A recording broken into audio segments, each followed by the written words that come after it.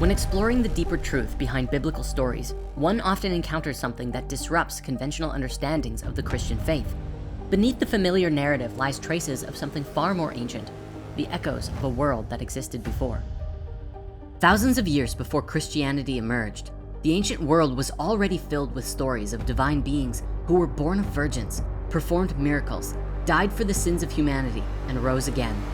In other words, Jesus was not the first. Long before the New Testament was written, the Mediterranean was saturated with spiritual traditions known as the mysteries.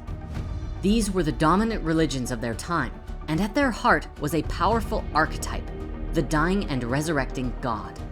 Among the most prominent were Osiris in Egypt, Dionysus in Greece, Mithras in Persia, Attis in Asia Minor, Asclepius in Greece, Tammuz in Mesopotamia, Adonis in Syria, and Serapis in Hellenistic Egypt. For thousands of years, these figures were revered not only as deities, but also as symbols of the human soul's journey through transformation and enlightenment. But these mysteries were not like mainstream religions are today, because at the heart of these traditions were a culture that offered initiates a direct, personal connection to the divine within them. Now here's what's curious. The stories of these godmen followed strikingly similar patterns.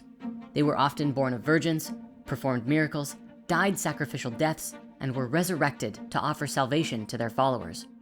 What's more, they were each considered, to their followers, as the Son of God. To these traditions though, these myths were not meant to be taken as literal history, but as allegories containing profound spiritual teachings. Initiates participated in elaborate ceremonies, including rites of purification, symbolic meals, and dramatic reenactments of the god's death and resurrection. These rituals aimed to lead participants through a transformative experience, offering them spiritual rebirth and a glimpse of immortality. In essence, the wisdom was that by following in the meaningful story of the death and resurrection of their deity, the individual would undergo the same within, the death of their ego and the rebirth into embodying the light of their soul. One of the most famous examples is the story of Osiris, the Egyptian god who was murdered by his brother Set, dismembered, and then later was put back together and resurrected. Osiris later was killed a second time and became the ruler of the underworld and a symbol for eternal life. His story was enacted in rituals that symbolized the initiate's own death and rebirth. Encoded in the myth was the idea that Osiris being dismembered was a reflection of how each of us have become fragmented from our inner unity, and being remembered was the process of returning to wholeness, literally remembering who we are.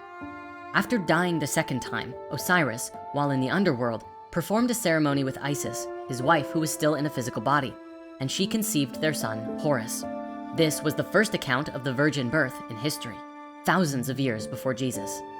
Similarly, in the Greek mysteries of Dionysus, the god was torn apart and reborn, representing the cyclical nature of life and the potential for spiritual renewal.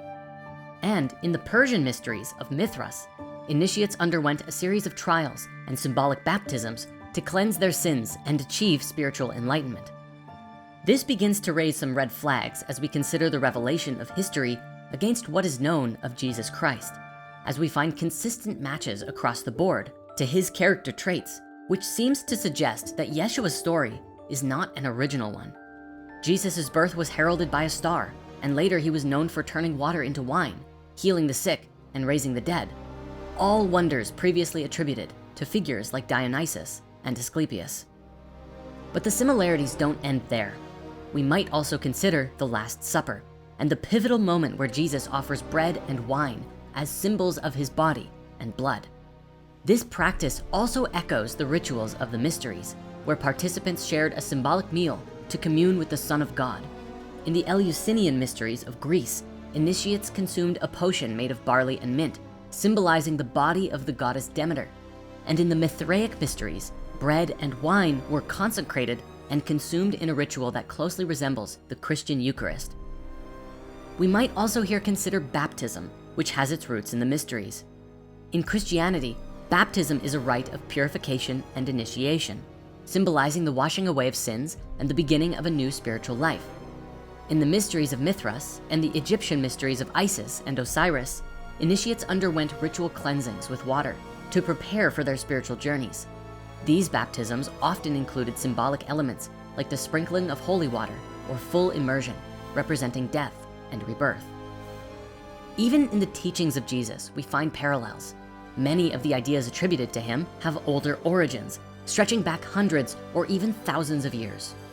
For example, the idea of union with the divine was central to the teachings of Pythagoras and Plato, both initiates of the mysteries. The concept of the Logos was prevalent in Greece for centuries before Christ, particularly in the works of Heraclitus, and later refined by Stoic philosophers. Themes of divine incarnation can also be found in Krishna, in Shaushant, and in Horus. Even the emphasis on an inner kingdom, self-realization, and salvation through knowledge has deep roots in Hermetic and other traditions long predating Christianity. But several major questions arise from this. First, where do all these stories come from? How did Christianity actually come to be? And was there even a Jesus at all? Let's start by answering the first question first. It would seem the uniting theme of these stories derived from the ancient world's understanding of the heavens. Long before Christianity, civilizations recognized the sun as the giver of life, the source of warmth, light, and sustenance. As early as 10,000 BC, cultures carved solar symbols into stone, depicting the sun's vital role in their existence. But they did not merely observe the sun. They anthropomorphized it, creating myths that aligned its movements with the human experience of birth, death, and rebirth.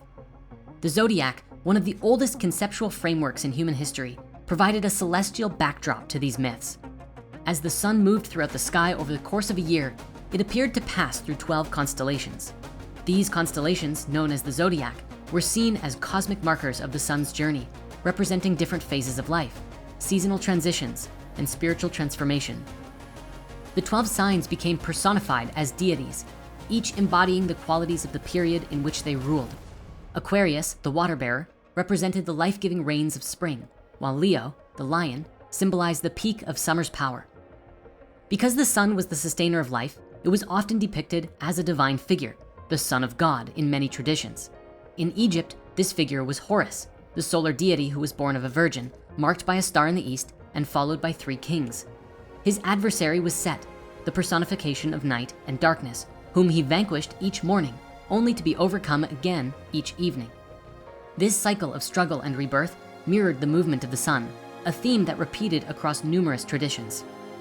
And as we have seen, these mythological structures did not belong to one single culture, as there are many ancient sons of God who shared characteristics in narrative structures, such as the miraculous births, 12 followers, the performance of great works, and an ultimate resurrection.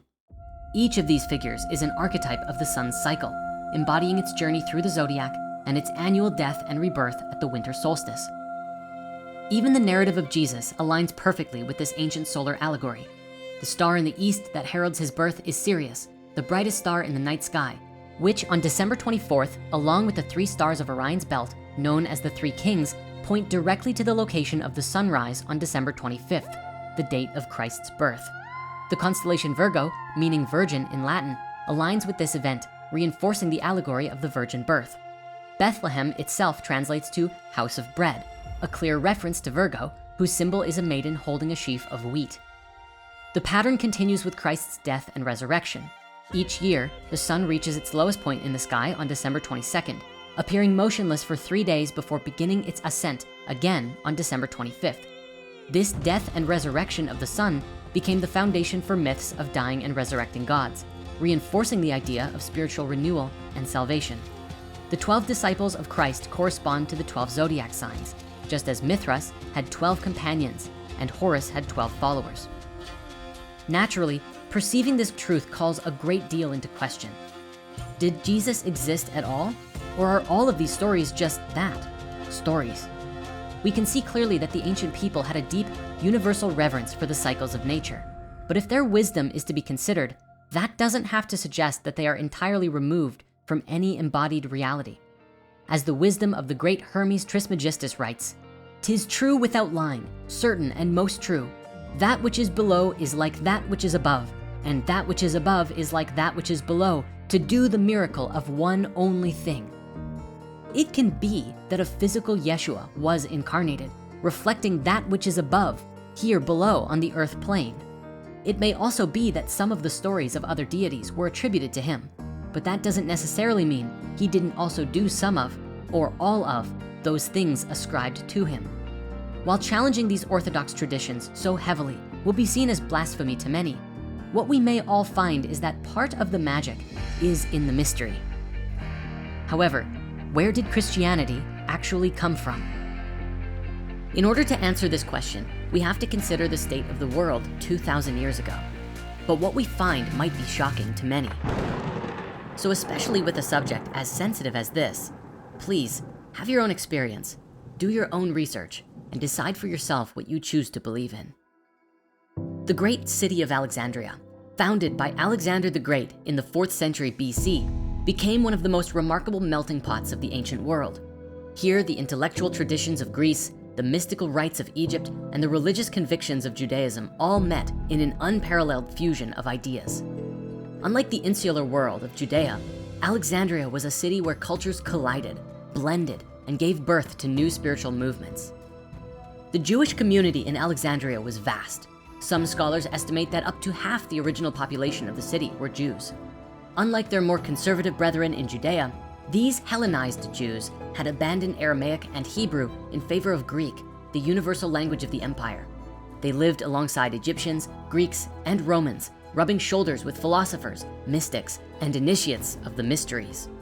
While traditional Jewish laws forbade participation in pagan festivals and rituals, many younger Jews found themselves drawn to the sophisticated world of Hellenistic culture.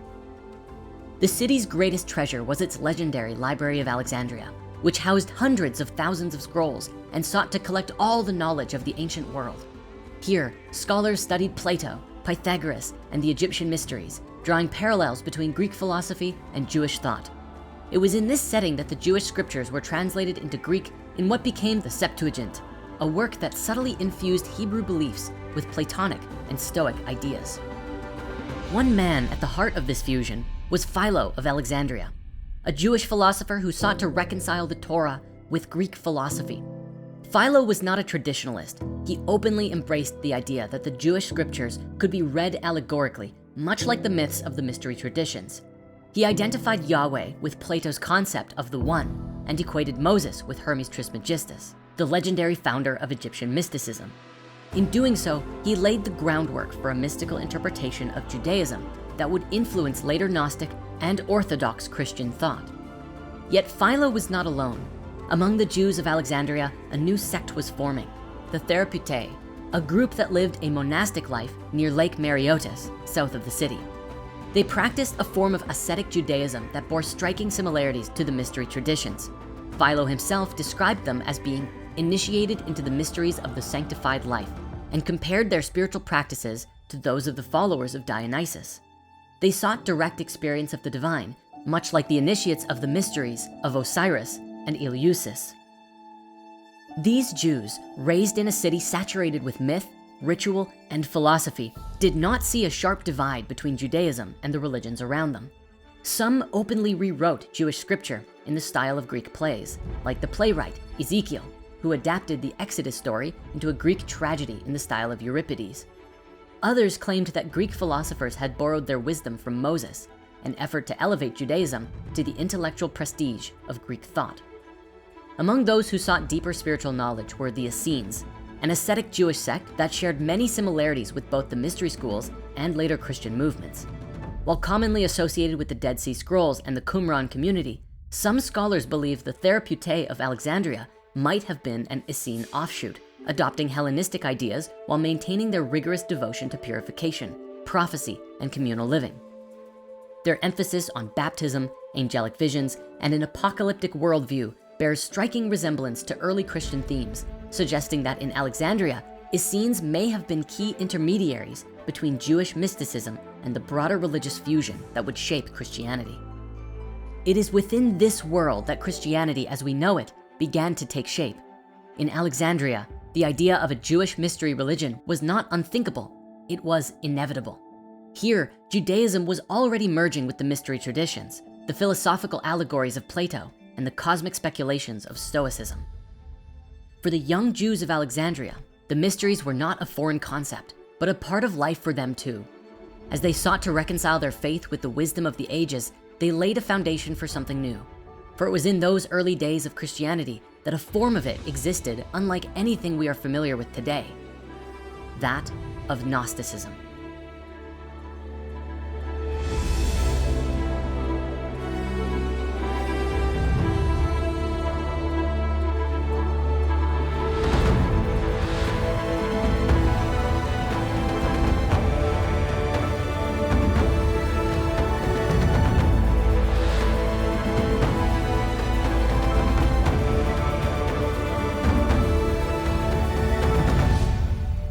We are now in our home stretch for the Apocalypse of Jesus movie. Thank you for joining us on this adventure and for your patience during the break. The final chapters will be coming out weekly until we are complete. For these final few weeks, our light body program is going to remain at the base price for anyone who wants to jump in and experience their luminous field. After that, the price will be going up, so jump in now if you feel the call. Use the link in the description to check out a private video to learn all about it and see if it's for you. See you next week for the next chapter of the Revelation.